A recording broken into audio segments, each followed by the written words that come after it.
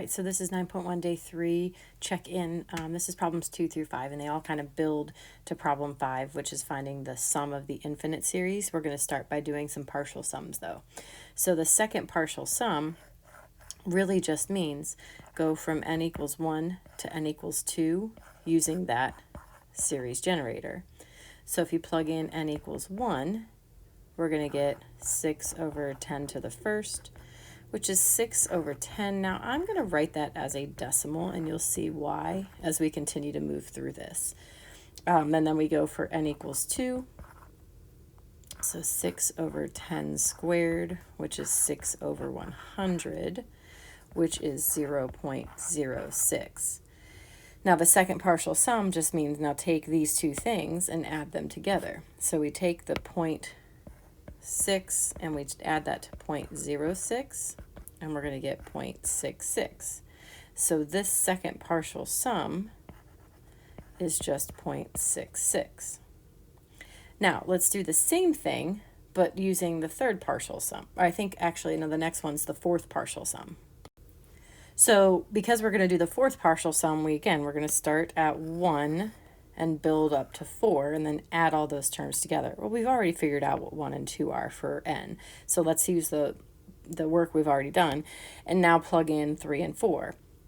So if I plug in n equals 3, I'm going to get 6 over 10 cubed, which is 6 over 1,000, which is 0.006. Now I'm hoping at this point you're starting to sense a pattern. So if I plug in n equals 4, I get 6 over 10 to the fourth, which is 6 over 10,000, which is 0.0006. And if I add all 4 of these terms together,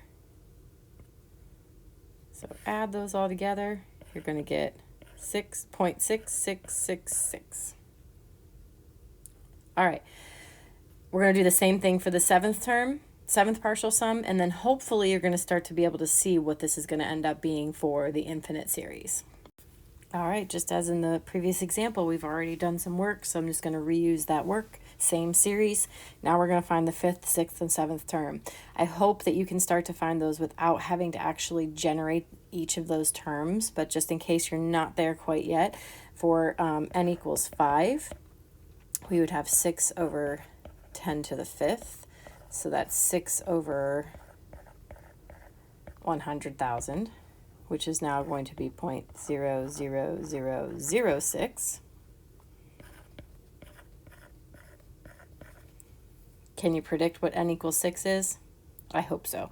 We're going to get 0.000006, and then n equals 7 would be 0.000006. So when we add all of those together, we're going to get 0.666666. So notice how many sixes there are.